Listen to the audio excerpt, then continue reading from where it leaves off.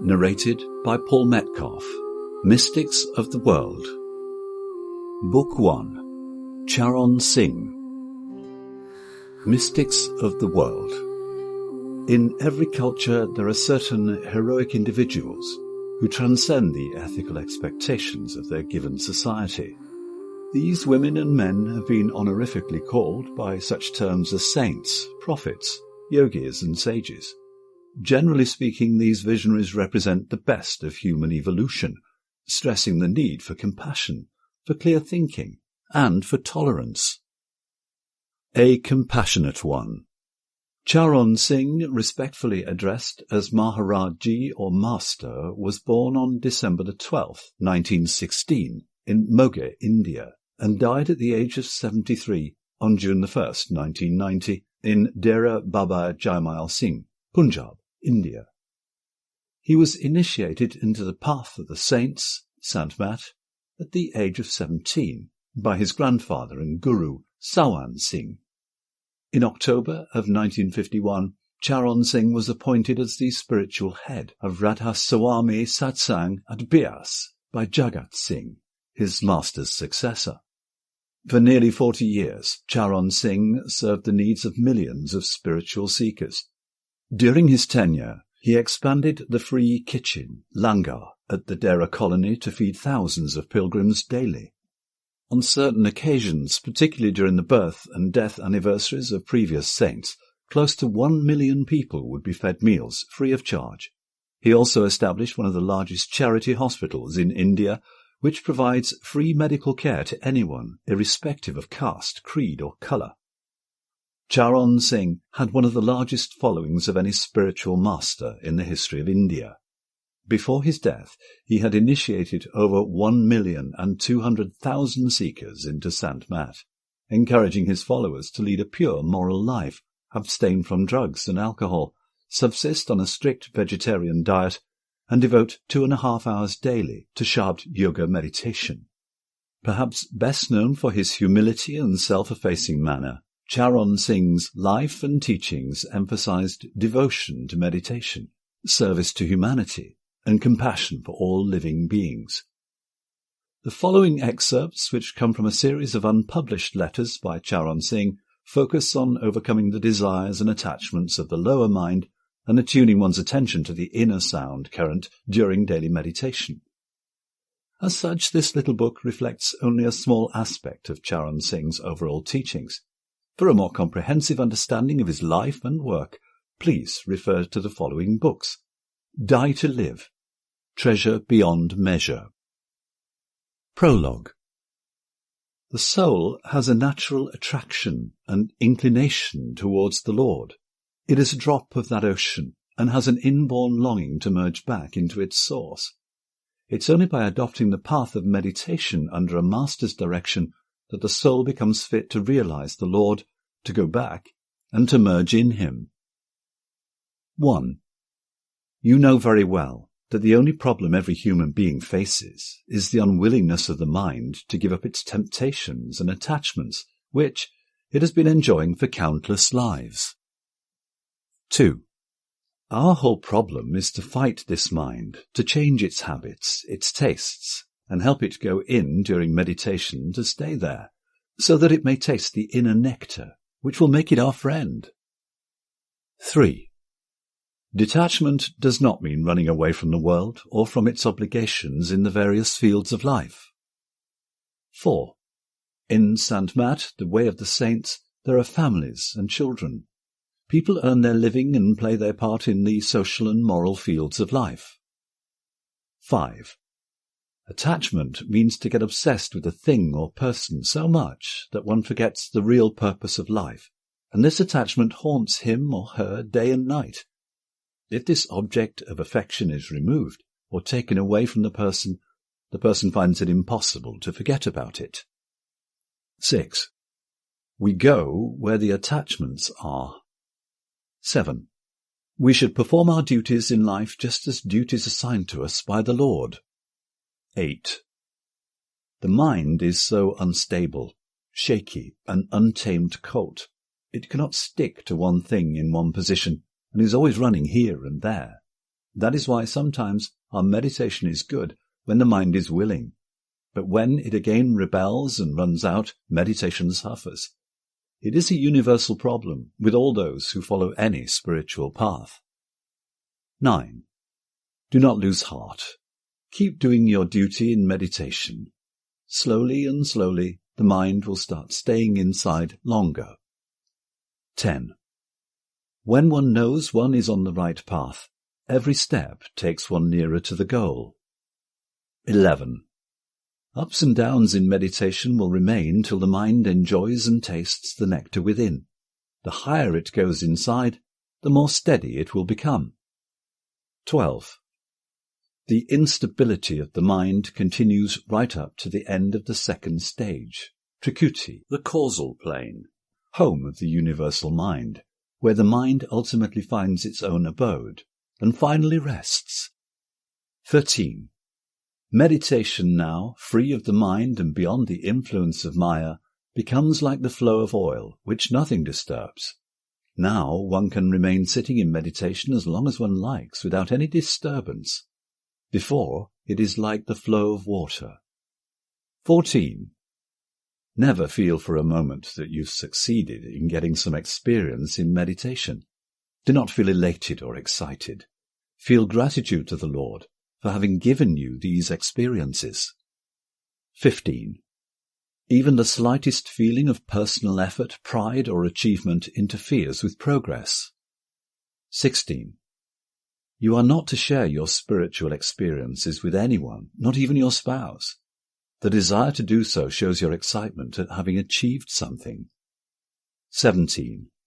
Please note that the goal is still very far off, and many hurdles have to be crossed. The powerful mind is still there. 18. Whatever sound comes from the right side should be attended to during bhajan. 19. There are many mixed sounds in the initial stage. When the bell sound is heard, even a faint one, it should be attended to with full attention. Do not take your attention to the ear, but keep it within the eye focus. 20. There are so many different kinds of noises and sounds one hears inside. Keep the attention in the sound, whatever it is, on the right side. 21. The major sounds representative of each plane of higher consciousness, which are referred to as guiding ones in Saint Mat books, are not heard so easily. Before you get these, you hear so many local sounds, as these are called. All of these local sounds do not have any spiritual value. 22. From the many sounds, try to catch the tiny bell sound. This will be heard with deep concentration. Epilogue. My only advice is that whatever we may do, and in whatever circumstances we may live, our meditation should be our main concern, and this should not be sacrificed to anything of this life. Book 2. Jagat Singh. Mystics of the World. In every culture there are certain heroic individuals who transcend the ethical expectations of their given society. These women and men have been honorifically called by such terms as saints, prophets, yogis, and sages.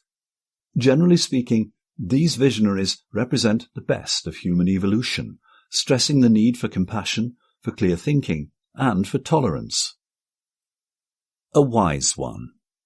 Jagat Singh, known respectfully as Sardar Bahadur, was a distinguished professor of chemistry at Punjab Agricultural College. Years later, he became vice principal. Born in 1884, Jagat later received initiation into the Radhaswami faith by Sawa Singh on December 28, 1910. Widely respected for his steadfast devotion to his guru and his work ethic, Jagat Singh was appointed by Sawan Singh in 1948 to be his chosen successor at the Dera. Although Jagat Singh's tenure was short-lived, he died on October 23, 1951. He, nevertheless, initiated over 18,000 disciples into the practice of Surat Shabd Yoga. Jagat Singh was known for giving short but deeply profound satsangs. His advice on meditation was precise and technical. Many have found it very helpful, primarily because Jagat Singh focused on the key necessities, for successfully controlling the wayward mind. Although Jagat Singh didn't write any books during his lifetime, 2 key texts were published after his death: Science of the Soul and a beautiful pictorial biography entitled In the Footsteps of the Master. Prologue. If you wish to tread the path of the Master, be prepared to surrender your body, mind and possessions. Still your desires, give up attachment, and be prepared to suffer taunts and ridicules. If you cannot bring yourself up to these ideals, you can hardly expect to succeed. Remember, you do not and cannot get anything in this world without having to pay the full price for it. 1. Each soul is like a drop from that great ocean of consciousness. 2. By his march, wave, will, or pleasure of the Lord, souls come down and develop, or rather degenerate into separate individual entities by contact with mind and matter. 3. Then, after contracting a master and by following his instructions, they realize their spiritual heritage, work their way up according to his directions, and return to their original home whence they had come, and, in time, get merged again into that ocean. 4. We have first of all to concentrate at the eye center between the 2 eyebrows and repeat the 5 holy names at least 2 hours every day, if not more. 5. Thus we withdraw our consciousness, which now pervades the entire body, up to the eye center. Here, at this center, we contact the region which is ruled by Jyot Niranjan, catch the next higher shabd, and reach Trikuti, or the top of the mental region, i.e., the region of Karan, or causal mind. 6. From this region we pass on to the 3rd stage, where the soul is free from the 3 covers, physical, astral, and causal, and, being rid of those dragging chains, is strongly impelled onwards and reaches the 4th region, or the stage called Sohang in St. Mat, and to which you have referred. 7. Having shed these covers and realized its spiritual nature and its kinship with the Lord, the soul joyfully exclaims, "That am I," because it realizes that the 2 are of the same essence. One is the ocean, and the other is a drop from that ocean. 8. The 5 names are the names of the lords or rulers of the vast spiritual regions, which the soul has to cross before reaching Sakhkhand. 9. Simran, or repetition of these names as directed, brings in concentration. But it is shabd which will draw you up and take you from one region to another, right up to Sakhkhand. 10. You can hear the shabd now, in your present state of progress. However, at this stage, the shabd will not be able to draw you up, because the attention is still tied in the body. 11. When you sit for repetition, you should try to keep the body in one posture for 2 hours, and while repeating the 5 holy names, fix your attention in the eye center.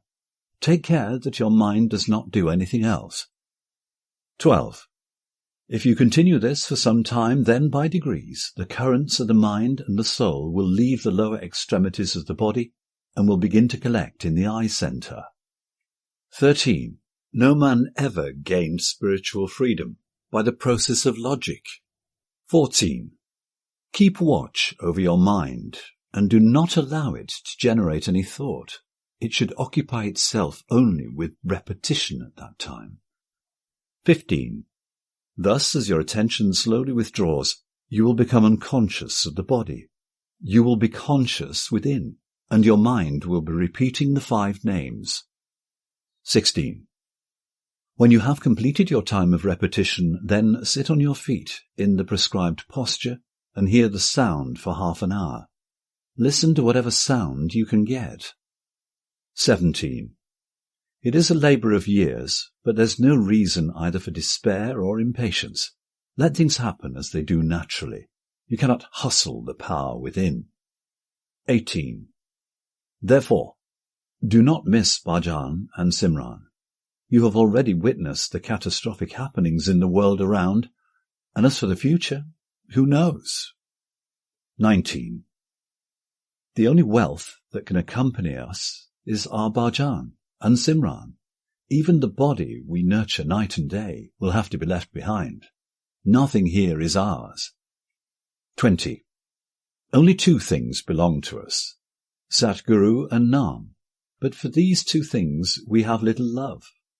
Whether the mind likes it or not, you must give full time to spiritual practice regularly and without fail. 21.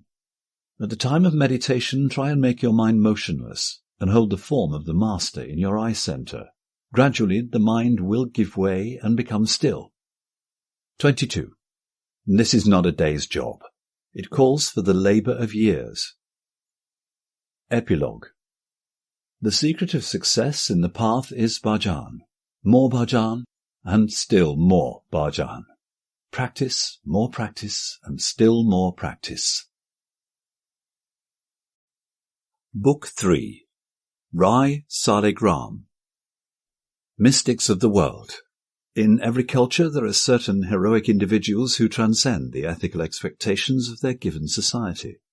These women and men have been honorifically called by such terms as saints, prophets, yogis and sages.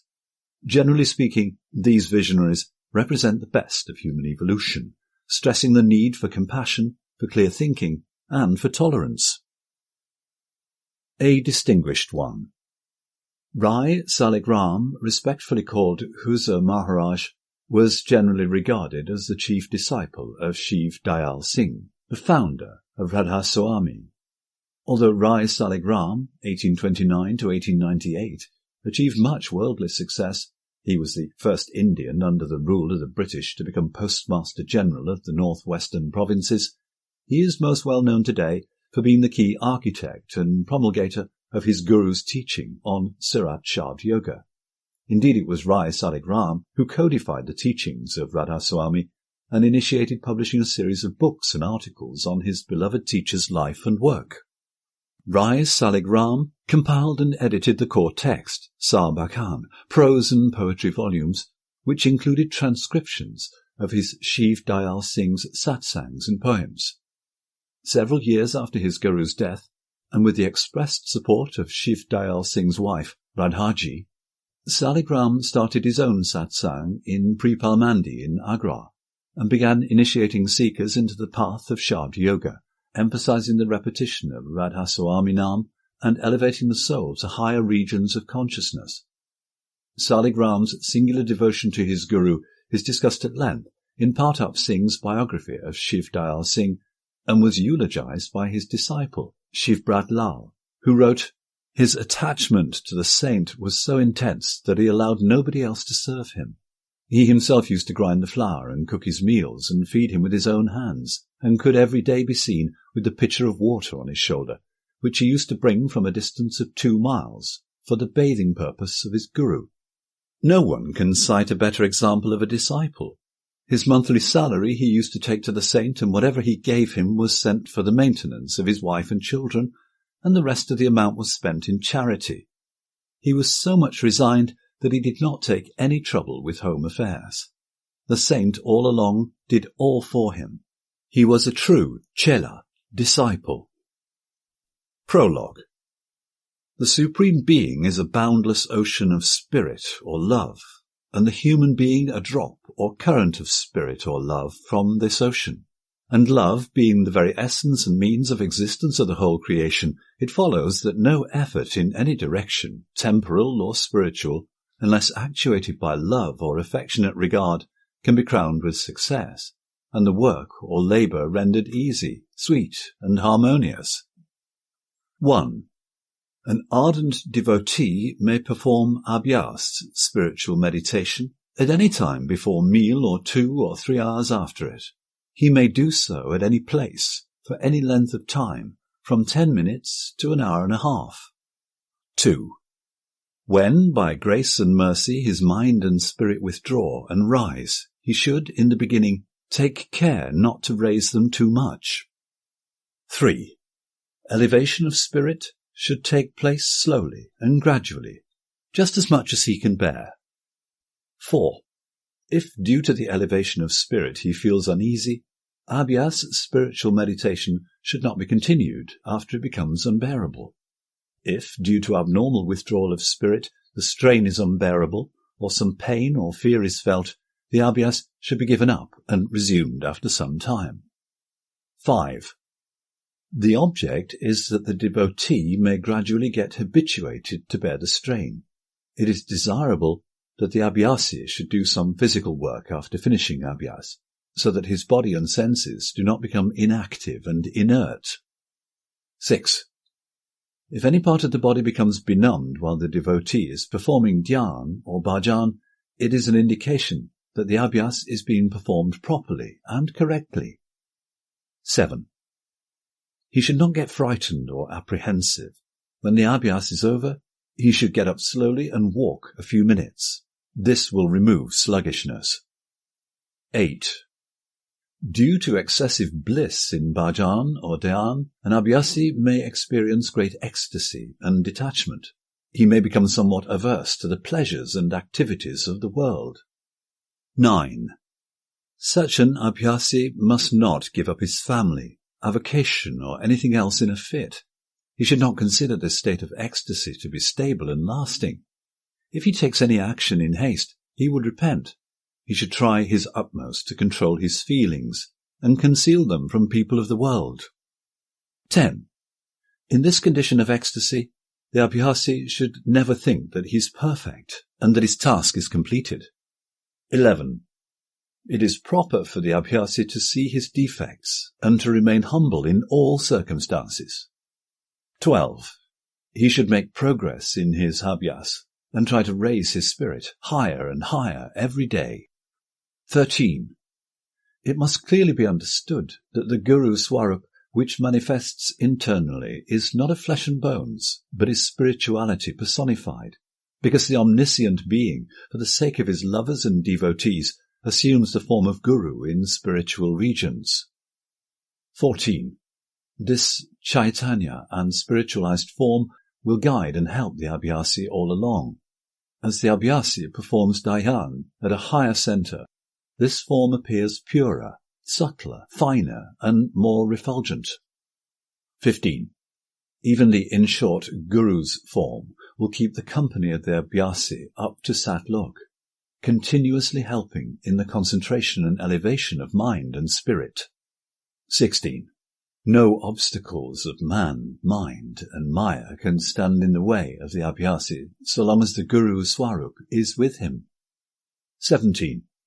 Nay, as long as the abhyasi's mind and spirit are engaged in the contemplation and meditation of this form, no other thoughts of any kind can arise in his mind. 18. A true Guru will, at the time of initiation, explain the secrets of that Nijrup, real form, which is indescribable, limitless, and without form, colour, and demarcation. 19. In fact, that is the real form of the Guru, of the devotee, and of the entire creation. 20. The love which he has developed for the Guru Swarup will itself be converted into the love for the Nijrup, real form, and will go on increasing. In this manner, his task will be completed one day. 21. Every wave of love rising in a lover's heart brings tidings of goodness and joy from the beloved, and every thought springing up in such a heart is a harbinger of good works and good services for the sake of the beloved. 22. Love has no bounds, knows no restrictions, and is not limited by conditions, and like its source is extensive and far-reaching in its beneficial results.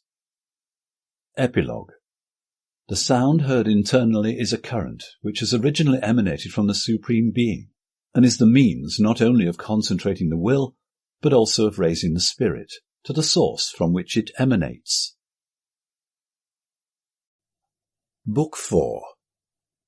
Fakir Chand. Mystics of the world. In every culture there are certain heroic individuals who transcend the ethical expectations of their given society. These women and men have been honorifically called by such terms as saints, prophets, yogis, and sages. Generally speaking, these visionaries represent the best of human evolution, stressing the need for compassion, for clear thinking, and for tolerance. A radical one. Fakir Chand, 1886 to 1981, was one of the most remarkable Shabd Yoga masters to have ever lived.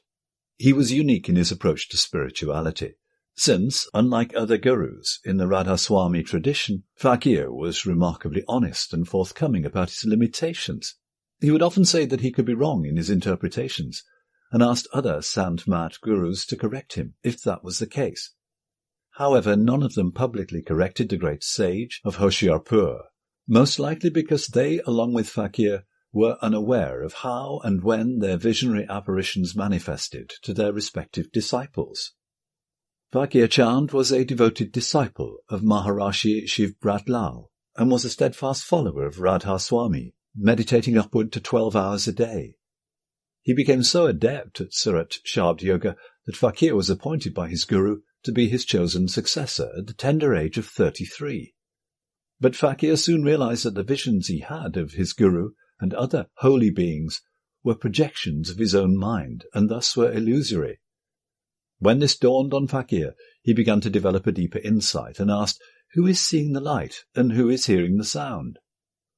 Focusing on that substratum of awareness, Fakir realized the essence of Radhaswami as Anami and without form.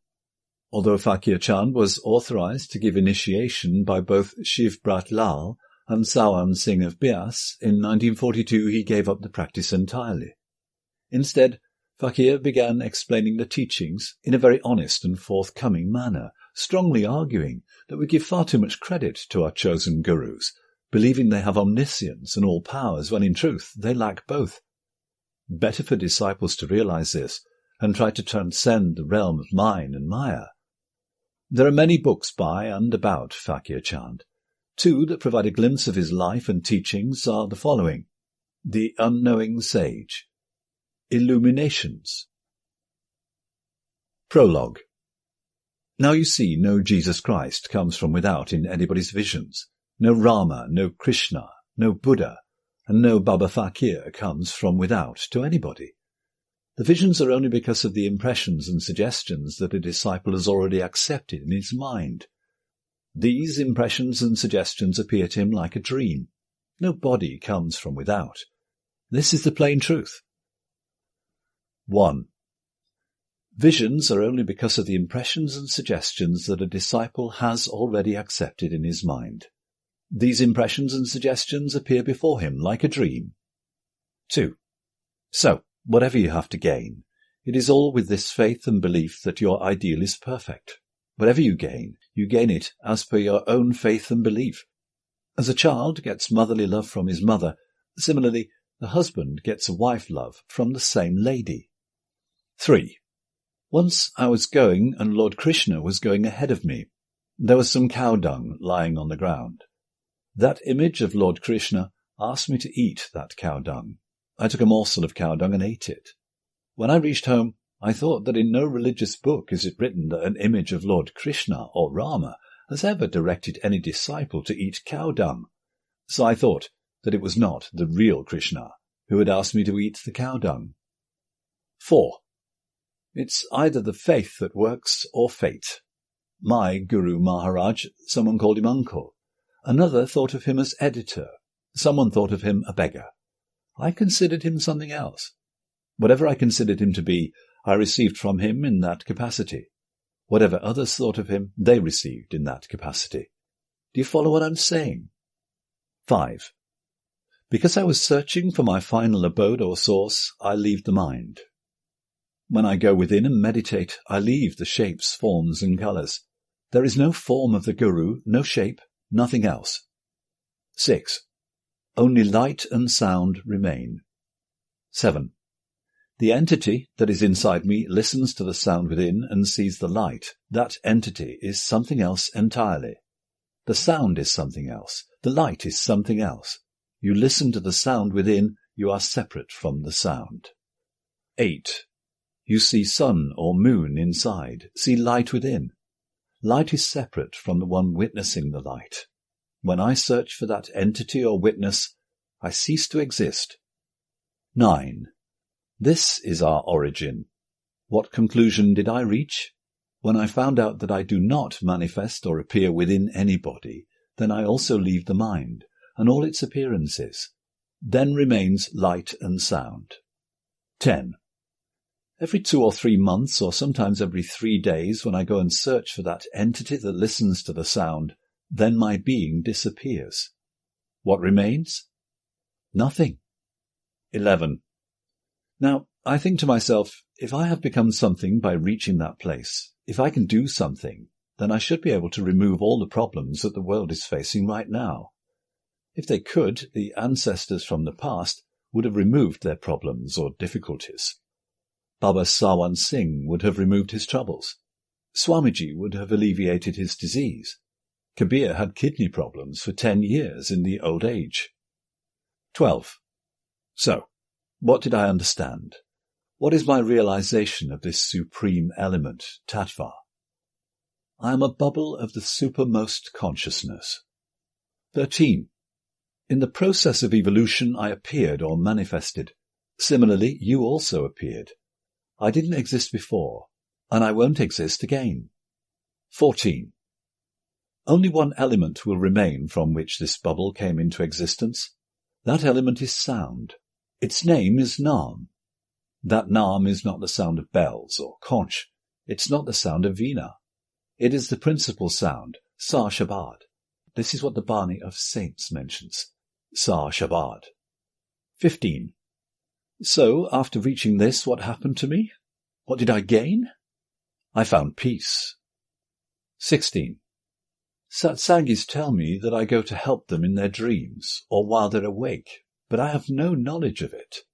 This opened my eyes to the reality. 17. What happened for me? The working of the mind, the wheel of thoughts in which I was caught up in, thoughts that made me cry, scream, and experience dukkha, came to an end. Why? Because I understood this. Just as I do not manifest in the minds of others, similarly, whatever manifests within me is imaginary. 18. I don't want you to consider Fakir Chand a guru. The true guru is within you. 19. Everything is inside you. You are already whole and perfect. Only your faith is needed. Everything is within. 20. Where we have to go, there is no Satnam, no Nam, no Anami. Now I think to myself, when my I ceases to exist there, what happens to me? Silence. It's a state where there is neither I nor you. In that state, there is no Ishwar, creator, no Paramishwar, God, or their thought. There is no mind, no chitta, intellect, no ahamkar, ego. 21. In that place there is no happiness or unhappiness, no truth or untruth, neither sin nor virtue. There's no day or night, no moon or sun. There is radiance without light. 22. Now, at this age of 95 years, I live a life of peace and happiness, while knowing I lead my life as if I know not. Epilogue. To his will I bow. To him alone I surrender. This is the last stage of my lifelong research. His will is supreme. Book 5. Dara Shiko. Mystics of the world. In every culture there are certain heroic individuals who transcend the ethical expectations of their given society.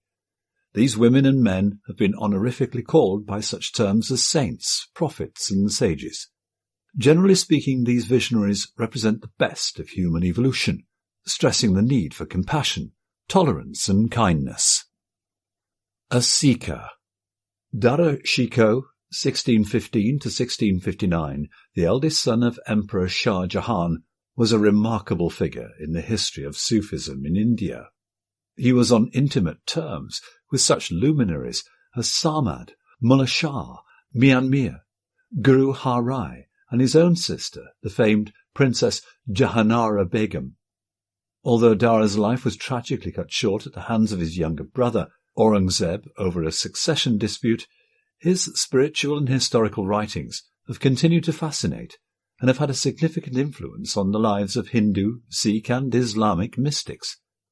Prince Dara Shikoh or Shuko as he's popularly known, straddled two worlds simultaneously, that of politics and that of religion. He was adept at the latter, but he was inadequate or even naive in the former. Despite being Shah Jahan's favoured son to succeed him as the Mughal leader, Dara was more passionate in his spiritual quest than he was in his military pursuits. Because of this, he was vulnerable to his brothers, who were more ambitious and desirous of their father's throne. Yet today the memory of Prince Dara Shikoh lives on, and his reputation shines ever brighter because of his deep devotion to the interior quest for God, realization, and for doing pioneering work in translating and publishing books that merged two oceans, Hinduism and Islam, and which sought a common and unifying core. A scholar. Dara Shikoh was initiated into the Qadiri order of Sufis by his peer, spiritual guide, Mullah Shah. As a devout follower, Dara would later commission shrines for his peer and Mian Mir in Lahore. Mian Mir was the peer of Mullah Shah. In addition, Dara would also immortalize the biography of the former in Safinat ul-Awliya through his own words. Other works by the prince include Risale-i-Haq-Numa, the Compass of the Truth, the Shafiat, and the Iksir-i-Azam. The Sufi prince wanted to pursue the oneness of God, Tawhid. He came to the conclusion that the truth was not the exclusive property of any particular or chosen race, but could be found in all religions and at all times. Excerpted from Indian Culture. 1. The first and second Sahib Kiran, Amir Timur and Shah Jahan, are the kings of grandeur. Our Dara Shikoh is the Sahib Kiran of the heart. From the universe, the provision of the two worlds, he has brought under the grip on account of the merchandise of his heart. Mullah Shah. 2. Sound emanates from the same breath of the merciful, who came out with the word kun, or be, at the time of the creation of the universe. The Indian divines call that sound Sarasti, which, they say, is the source of all other sounds, voices, and vibrations. 3. According to the Indian monotheists, this sound, which is called Nad, is of three kinds. First, Anahat, which has been in eternity past, is so at present, and will be so in future. 4. The Sufis name this sound of the Absolute. This sound is eternal and inaudible to all, except to the great saints of both communities, Islamic or Hindu. 5. Secondly, Ahat, or the sound which originates from the striking of one thing against another without its, i.e., sounds, combination into words. 6. Thirdly, Sabd, Shabd, or the sound which emanates together with its formation into words. Sabd, Shabd, possesses an affinity with Sarasti, and is further the source of the great name of the Muslims, and the Om, Aum, of the Hindu divines. 7. Although according to the Indian monotheists there are several kinds of devotional exercises, they regard a japa, sacred repetition, as the best of all. This exercise originates from every living being, both in sleep and wakefulness, without any will or control, at every movement and always. 8. Allah guides to his light whom he pleases. This is the light which appears at the time when a man, either in sleep or with eyes closed, neither beholds anything with his eyes, nor hears with his ears, nor speaks with his tongue, nor smells with his nose, nor feels with his sense of touch, and, as a matter of fact, performs all these functions in sleep, with only one faculty, and does not require the aid of either the limbs. 9. The external faculties, or the light of a lamp, and the senses of light, taste, smell, and touch become merged into one. Such is the light of essence, or, in other words, the light of God. Exalted is his dignity. O my friend, reflect on what I've said, as it is a matter of discernment and meditation. 10. And the Prophet of God, may his blessings and peace be on him, has said in praise of this reflection that a moment's engagement in meditation is better than the devotion of a whole year, that is, of the human beings and fairies. Such divine light is always effulgent by itself, whether appearing in the world or not. 11. Know that the names of God, the Most High, are numberless and beyond comprehension. In the language of the Indian divines, the absolute, the pure, the hidden of the hidden, and the necessary self is known as Asan, Turgan, Nirankar, Niranjan, Sat, and Chit. 12. Divine revelation, which dawns on the prophets, is called Akash Bani, and this name is given to for the reason that our prophet, may peace be on him, has said, "The severest moment for me is that of Wahi, when I hear divine revelation ringing in my ears, like the sound of a bell or the buzzing of wasps." So this voice, descending from heaven, is called Akash Bani. 13. Mukt or Mukti means the annihilation and disappearance of determinations in the self of the Lord, as it appears in holy verse.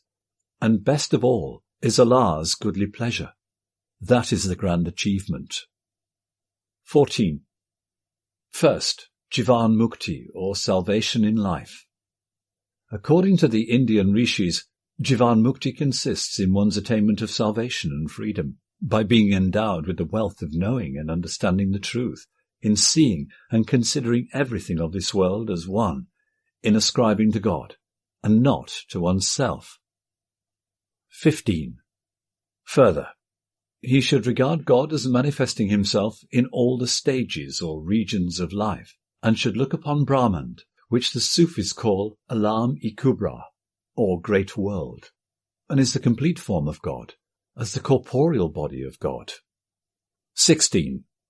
In addition, considering him as one fixed person, he should behold or know nothing save the self of that unique, incomparable Lord, whether it be in a particle of dust or a mountain, whether in the manifest or the hidden world. 17.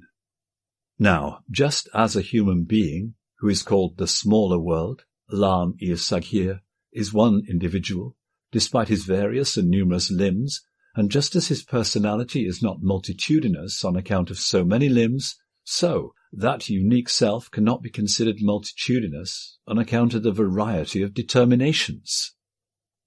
18. So one should consider God, the most holy and high, who is not separated even by a hair's breadth, as the soul and life of that fixed person. 19. There is no end to my story, or that of the beloved, for whatever hath no beginning can have no end. Hafiz. 20.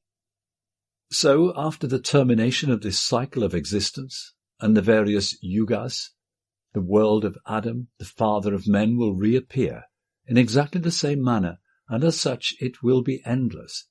And the verse of the Quran, "As he brought you forth in the beginning, so shall you also return." 21. It is that our prophet, may peace be on him, saw a line of camels proceeding in succession without any break, and on each of which 2 bags were laden, in each of which there was a world like that of ours, and in each such a world there was a Muhammad, just like him. Our prophet asked Gabriel, "What is this?" Gabriel replied, "O prophet of God, since my creation." 22. I have been witnessing this line of camels proceeding with bags laden on them, but I am also unaware of their real significance. This, as I believe, is a reference to the infinity of cycles. Note: the previous excerpts were from Prince Dara Shikoh's Majma'-ul-Bahrain, written when he was but 42 years old, translated by M. Mahfuz-ul-Haq. Book 6. Ramana Maharshi. Mystics of the World. In every culture there are certain heroic individuals who transcend the ethical expectations of their given society. These women and men have been honorifically called by such terms as saints, prophets, and sages. Generally speaking, these visionaries represent the best of human evolution, stressing the need for compassion, tolerance, and kindness. A realizer. Sri Ramana Maharshi, 1879–1950, is perhaps the most famous exponent of Advaita Vedanta, non-dual philosophy, in the 20th century. His life was remarkable for both its simplicity. He never owned any property, he never married, and spent most of his time in and around the sacred mountain of Arunchala in South India. Yet, because of his deep realizations concerning the self and the nature of consciousness, he eventually attracted admirers across the globe. His method of inquiry, find the source from where the I arises, is now widely adopted and practiced across different schools of meditation. Ramana was a strict vegetarian who followed the strictures of ahimsa, or non-violence towards all. Ramana's deep insight into the human condition revealed that whatever questions we think of as elemental and of the greatest importance are invariably bound to the state of awareness we are presently in. Because of this, we think our queries are real and necessary, forgetting that in a different region of consciousness, such as deep sleep, all such queries disappear. Therefore, Ramana would invariably advise his many devoted interlocutors that the secret to their own unhappiness and cosmic perplexities could only be remedied and resolved if they looked to the source of their own being. If they did that, they would realize that there is an innate oneness to all of existence, which is our true nature. That very ocean of being is Sat, Chit, Ananda, truth, consciousness, bliss. Melt into that ever-present and never-changing repository, since it is who we are. Just as waves travelling in the ocean are never separated from that sustaining body of water, we too cannot be disconnected from the self or being. It is as if we are fish in search of a sea, oblivious that what we seek is both within and without us. In other words, all that we desire and yearn for is already here and now. Wake up from the delirium of our own forgetfulness. Wake up to what is already the case, what is already the truth of our own condition.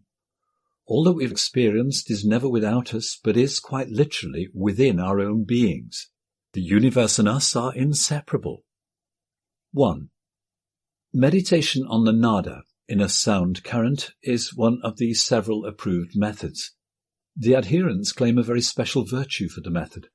According to them, it is the easiest and most direct method. 2.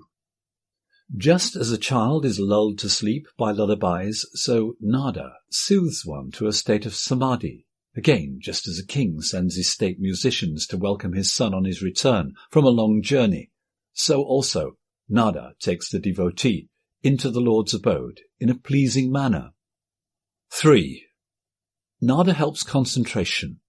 After it is felt, the practice should not be made an end in itself. Nada is not the objective. The subject should firmly be held. 4. The subject should be the focus, otherwise a blank will result. Though the subject is there, even in the blank, he would not be aware of the cessation of nada of different kinds. In order to be aware, even in that blank, one must remember his own self, that which hears and sees. 5. Nada upasana, meditation on sound, is good. It is better if associated with investigation, vichara. In that case, the nada is made up of chinmaya and also tanmaya, of knowledge and of self. Nada helps concentration. 6. Sri Raju Sastrigal asked Sri Bhargavan about nada, bindu and kala. Maharshi replied, they are, in Vedanta terminology, prana, mana, buddhi, the life current, mind and intellect. 7. In the Tantras, nada is said to be subtle sound with tejas, light, in it. This light is said to be the body of Siva. When it develops and sound is submerged, it becomes bindu. To be full of light, tejamaya, is the aim. Kala is a part of the bindu. 8. Nada, bindu and kala correspond to prana, mind and intellect. Isvara is beyond nada, sound. Nada, jyoti, light, etc. are mentioned in yoga literature, but God is beyond these. 9. He who meditates on it feels it. There are 10 kinds of nadas, inner sounds. After the final thundering nada, the man gets laya, final absorption, realization. That is his natural and eternal state. Nada, jyoti, or inquiry, thus take one to the same point. 10. The peace often gained must be remembered at other times. That peace is your natural and permanent state. By continuous practice it will become natural. That is called the current. That is your true nature. 11. Nada, photisms, etc. imply the existence of triputi, the triads of cognisa, cognition, and the cognized. The current, resulting from investigation for the self, is Suddha Triputi, or pure triad, that is to say, undifferentiated triad. 12. Light and sound correspond to bindu and nada in tantric terminology, and to the mind and life current in the Vedantic. 13. They are gross, subtle, and transcendental. The organs can perceive the gross aspect. The other aspects are not so perceptible. The subtle can be inferred, and the transcendental is only transcendental. 14. Pranava means real japa. It is, however, interpreted to be A-U-M, nada, and bindu. Of these, the first 3 are interpreted as Visva, Taijasa, Prajna, and Virat. Hiranyagarbha, Isvara, Nada, and Bindu correspond to Prana and Manas, mind. 15. The Mandukya Upanishad speaks of the 3 matras and Turiya matra. The final meaning is that it represents the real state. 16. There are said to be Panchapada Mahavakyani, Mahavakyas with 5 words, e.g., Tattvamasi Atinijam, you are that, is the great truth. The first 3 words have their Laksha Artha significance, all of which signify only the one truth. 17. So many efforts and so much discipline are said to be necessary for eradicating the non-existing avidya, ignorance. 18. There must be one to hear sounds or see visions. That one is the I. If you seek it asking, who am I? The subject and objects would coalesce. 19. After that there is no quest. Till then thought will arise, things will appear and disappear. You ask yourself what has happened and what will happen. If the subject be known, then the objects will merge in the subject. 20. If without that knowledge one applies the mind to objects, because these objects appear and disappear, and one does not know that one's true nature is that which remains over as the self. On the vanishing of objects, fear arises. That is, the mind being bound to objects, there is suffering when the objects are absent. But they are transient, and the self is eternal. If the eternal self be known, subject and object merge into one, and the one without a second will shine. 21. Om is the eternal truth. That which remains over after the disappearance of objects is Om. It does not merge in anything. It is the state of which it is said, where one sees none other, hears none other, knows none other, that is perfection. 22. As with the name, the process of dipping in can be carried on with the help of a form. The most popular form taken up is that of an idol, an icon, a symbol like a yantra, like the 6-pointed star, or a chakra in the form of a Sri chakra. Hold on to any of these forms. Remember them every minute of your life. The form disappears. There will be a light, not of this earth. It will be the divine light.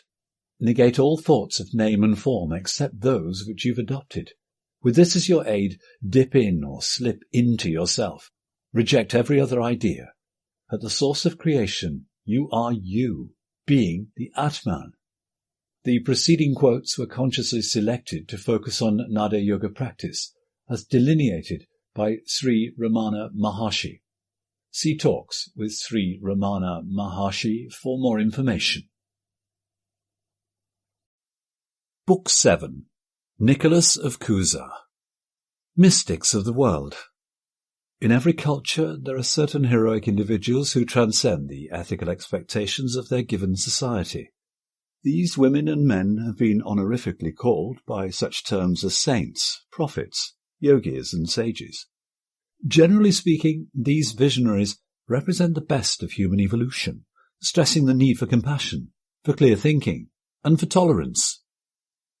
An unknowing one. Nicholas was born in Cusa in 401 CE on the Moselle River. His early education was at Deventer under the Brothers of the Common Life, and he may have known Thomas à Kempis there. His university studies began at Heidelberg and continued at Padua, where he received a doctorate in canon law in 1423. After returning to his native Rhineland, he studied philosophy and theology at Cologne, where he also practiced law. In February 1432, he went to the Council of Basel. In 1440, Nicholas completed his best-known work, De Docta Ignorantia, on learned ignorance. In it he shows himself as an early skeptic, holding that true wisdom lies in a clear awareness of the limitations of human knowledge. After 10 years in the service of Pope Eugene IV, Nicholas was made a cardinal by the dying pope, an appointment confirmed in 1448 by Pope Nicholas V. In 1450 he was appointed Bishop of Brixen, Bressenone, in the Tyrol, where he had the difficult task of reforming the churches and monasteries of the diocese, then under the strong secular influence of Archduke Sigismund of Habsburg. Nicholas left the Tyrol in 1458 to serve his friend, Aeneas Silvius Piccolomini, the new Pope Pius II. Pius's proposal for papal reform reflect Cusa's own ideas concerning the role of the papacy. Nicholas spent the remainder of his life in his reforming work in the churches of Bohemia. He died at Todi in Italy on August 11, 1464. Nicholas of Cusa's philosophy can be summarized by one of his most famous lines: "The unattainable is attained by its unattainment." There are a number of books by Nicholas of Cusa, but for a brief synopsis of his life and work, please refer to the following: The Voyage of Unknowing. Prologue. It is self-evident that there is no comparative relation of the infinite to the finite. Therefore, it is most clear that where we find comparative degrees of greatness, we do not arrive at the unqualifiedly maximum. For things which are comparatively greater and lesser are finite, but necessarily such a maximum is infinite. Therefore, if anything is posited, which is not the unqualifiedly maximum, it is evident that something greater can be posited.